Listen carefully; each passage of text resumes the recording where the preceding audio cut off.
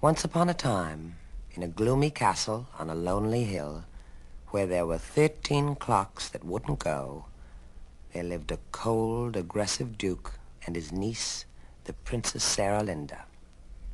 She was warm in every wind and weather, but he was always cold. His hands were as cold as his smile, and almost as cold as his heart. He wore gloves when he was asleep, and he wore gloves when he was awake, which made it difficult for him to pick up pins or coins or the kernels of nuts, or to tear the wings from nightingales.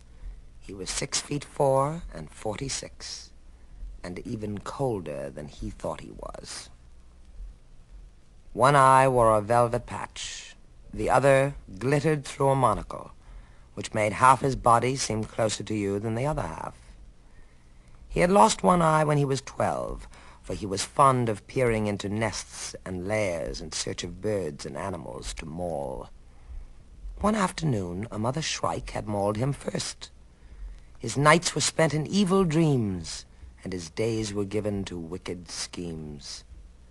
Wickedly scheming, he would limp and cackle through the cold corridors of the castle, planning new impossible feats for the suitors of Sarah Linda to perform.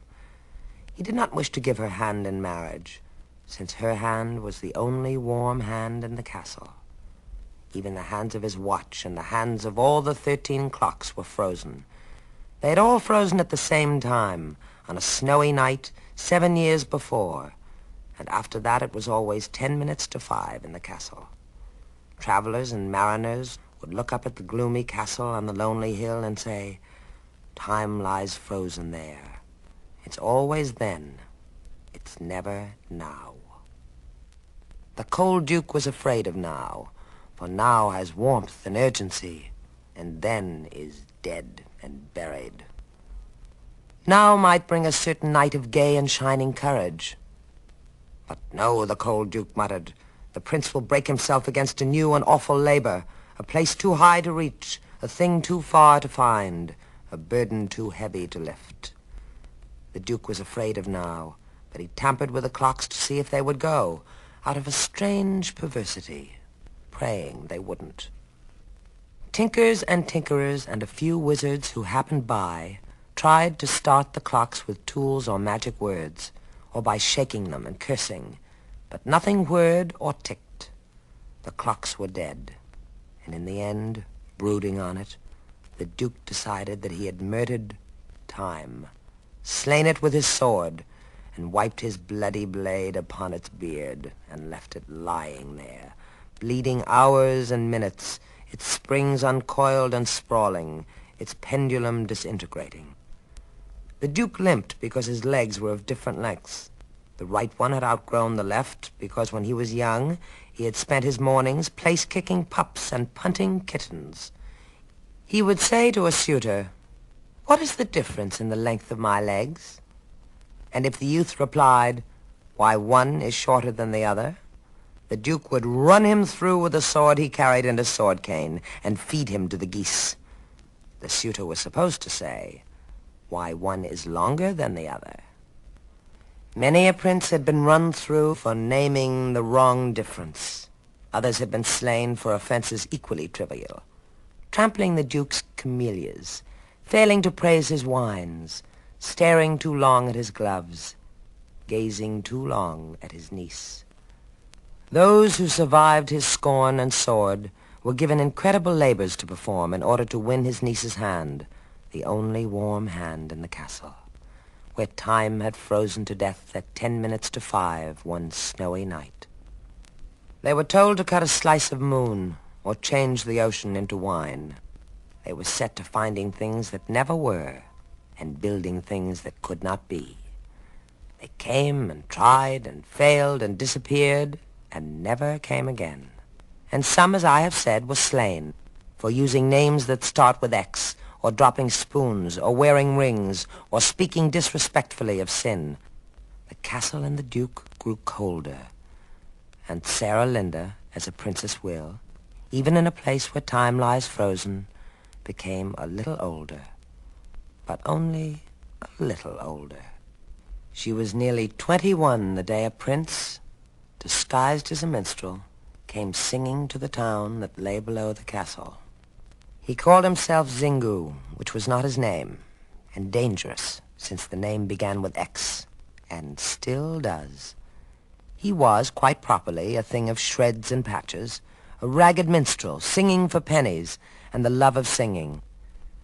Zingu, as he so rashly called himself, was the youngest son of a powerful king, but he had grown weary of rich attire and banquets and tournaments and the available princesses of his own realm, and yearned to find in a far land the maiden of his dreams, singing as he went, learning the life of the lowly, and possibly slaying a dragon here and there.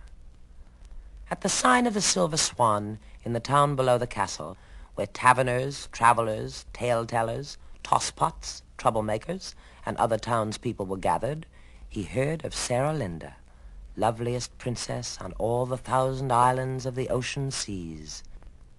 If you can turn the rain to silver, she is yours, a taverner leered.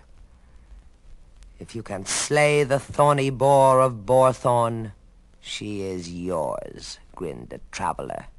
But there is no thorny boar of Boarthorn, which makes it hard. What makes it even harder is her uncle's scorn and sword, sneered a tale-teller. He will slit you from your guggle to your zatch. The Duke is 7 feet, 9 inches tall, and only 28 years old, or in his prime, a tosspot gurgled. His hand is cold enough to stop a clock, and strong enough to choke a bull, and swift enough to catch the wind. He breaks up minstrels in his soup like crackers. Our minstrel here will warm the old man's heart with song, dazzle him with jewels and gold, a troublemaker simpered. He'll trample on the Duke's camellias, spill his wine, and blunt his sword, and say his name begins with X. And in the end the Duke will say, "Take Sarah Linda with my blessing, O lordly prince of rags and tags, O rider of the sun." The troublemaker weighed 18 stone, but the minstrel picked him up and tossed him in the air, and caught him, and set him down again. Then he paid his due and left the Swan. "I've seen that youth before," the traveler mused, staring after Zingu. But he was neither ragamuffin then, nor minstrel. Now let me see. Where was it? "In his soup," the tosspot said, "like crackers." Outside the tavern the night was lighted by a rocking yellow moon that held a white star in its horn. In the gloomy castle on the hill a lantern gleamed and darkened, came and went, as if the gaunt Duke stalked from room to room, stabbing bats and spiders, killing mice. "Dazzle the Duke with jewels," the minstrel said aloud. "There's something in it somewhere, but what it is and where, I cannot think."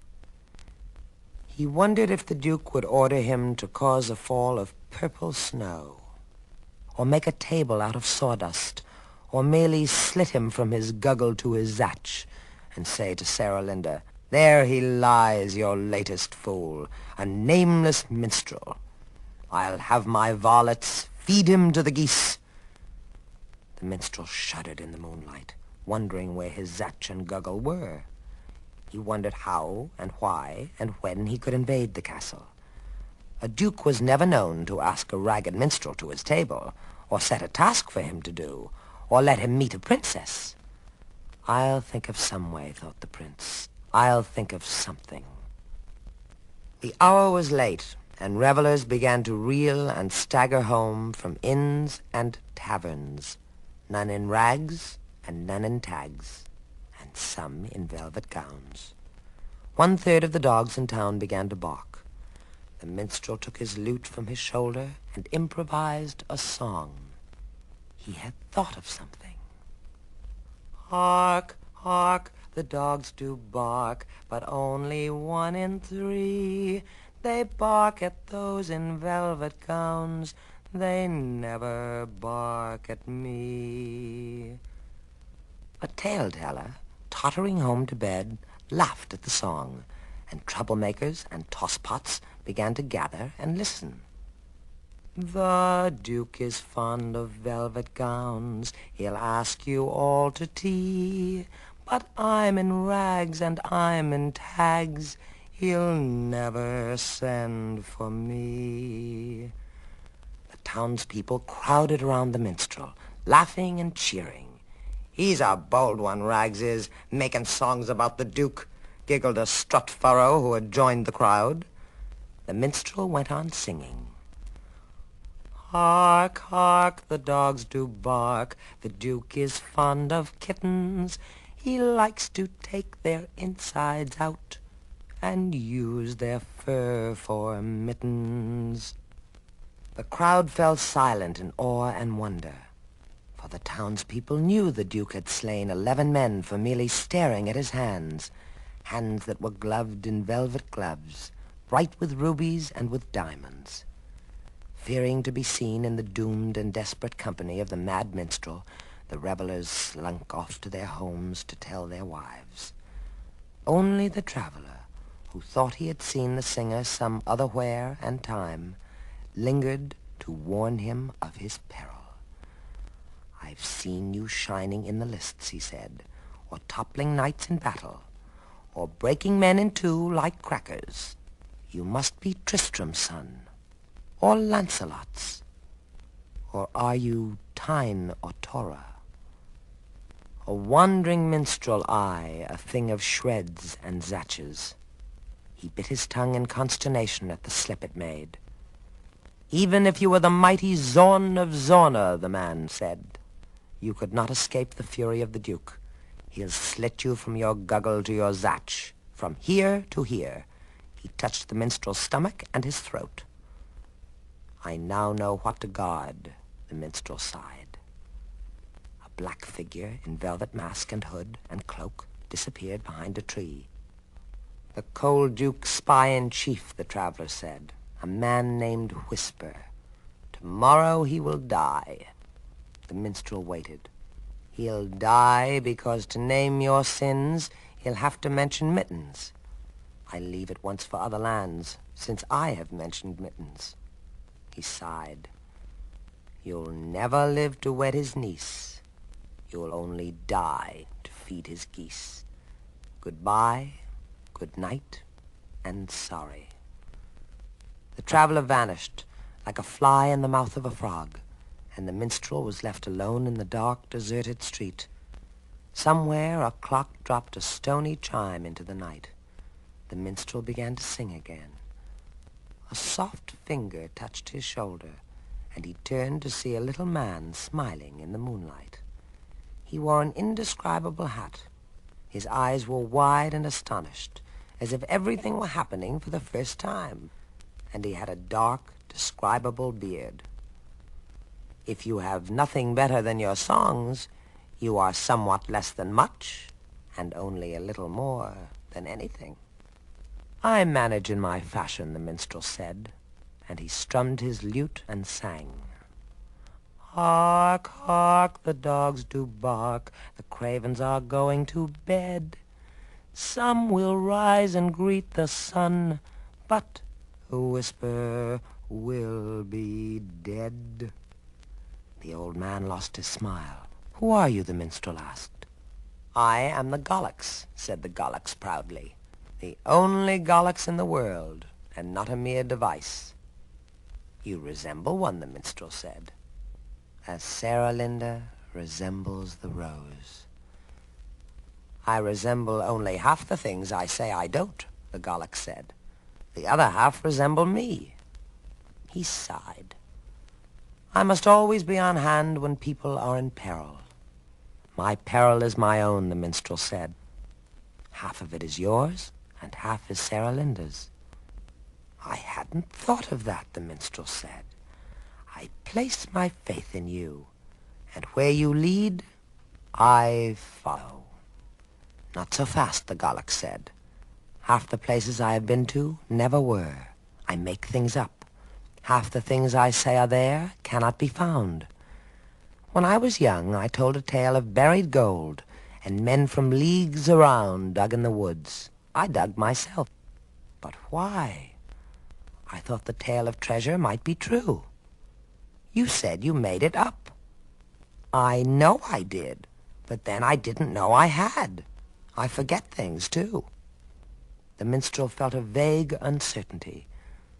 I make mistakes, but I am on the side of good, the Gallic said, by accident and happen chance. I had high hopes of being evil when I was 2, but in my youth I came upon a firefly burning in a spider's web. I saved the victim's life. The fireflies, said the minstrel. The spiders. The blinking arsonist had set the web on fire. The minstrel's uncertainty increased, but as he thought to slip away, a deep bell sounded in the castle, and many lights appeared, and voices shouted orders and commands. A stream of lanterns started flowing down the darkness. The Duke has heard your songs, the Gallic said. The fat is in the fire, the die is cast, the jig is up, the goose is cooked, and the cat is out of the bag. My hour has struck, the minstrel said. They heard a faint and distant rasping sound, as if a blade of steel were being sharpened on a stone. The Duke prepares to feed you to his geese, the Gallic said. We must invent a tale to stay his hand. What manner of tale, the minstrel asked. A tale, the Gallic said, to make the Duke believe that slaying you would light a light in someone else's heart. He hates a lighted people's hearts. So you must say a certain prince and princess can't be wed until the evening of the second day after the Duke has fed you to his geese. I wish that you would not keep saying that, the minstrel said. The tale sounds true, the Gallic said, and very like a witch's spell. The Duke has awe of witches' spells. I'm certain he will stay his hand, I think. The sound of tramping feet came near and nearer. The iron guards of the Duke closed in, their lanterns gleaming and their spears and armor. Halt! There was a clang and clanking. Do not arrest my friend, the youth implored. What friend? The captain growled. The minstrel looked around him and about, but there was no one there. A guard guffawed and said, Maybe he's seen the Gallics. There isn't any Gallics. I have been to school and know, the captain said. The minstrel's uncertainty increased again. Fall in, the captain bawled. Dress up that line. You heard him. Dress it up, the sergeant said. They marched the minstrel to the dungeon in the castle. A stream of lantern light flowed slowly up the hill. It was morning. The cold Duke gazed out a window of the castle as if he were watching flowers in bloom or flying birds. He was watching his varlets feeding whisper to the geese. He turned away and took 3 limps and stared at the minstrel, standing in the great hall of the castle, both hands bound behind him. What manner of prince is this you speak of? And what manner of maiden does he love? To use a word that makes no sense and has no point. His voice sounded like iron dropped on velvet. A noble prince, a noble lady, the minstrel said. When they are wed, 1,000,000 people will be glad. The Duke took his sword out of his sword cane and stared at it. He limped across and faced his captive, and touched his goggles softly with the point, and touched his zatch, and sighed and frowned, and put the sword away. We shall think of some amusing task for you to do, he said. I do not like your tricks and guile. I think there is no prince or maiden who would wed if I should slay you, but I am neither sure nor certain. He grinned and said again, We'll think of some amusing task for you to do. But I am not a prince, the minstrel said, and only princes may aspire to Sarah Linda's hand. The cold Duke kept on grinning. Why, then we'll make a prince of you, he said. The prince of rags and jingles. He clapped his gloves together, and 2 varlets appeared without a word or sound. Take him to his dungeon, said the Duke. Feed him water without bread, and bread without water. The varlets were taking the minstrel out of the great hall, when down the marble stairs the Princess Sarah Linda floated like a cloud. The Duke's eye gleamed like crystal. The minstrel gazed in wonder. The Princess Sarah Linda was tall, with freesias in her dark hair, and she wore serenity brightly like the rainbow. It was not easy to tell her mouth from the rose, or her brow from the white lilac. Her voice was faraway music, and her eyes were candles burning on a tranquil night. She moved across the room like wind in violets, and her laughter sparkled on the air, which from her presence gained a faint and undreamed fragrance. The prince was frozen by her beauty, but not cold, and the Duke, who was cold but not frozen, held up the palms of his gloves as if she were a fire at which to warm his hands. The minstrel saw the blood come warmly to the lame man's cheeks. "This thing of rags and tags and tatters will play our little game," he told his niece, his voice like iron on velvet. "I wish him well," the princess said.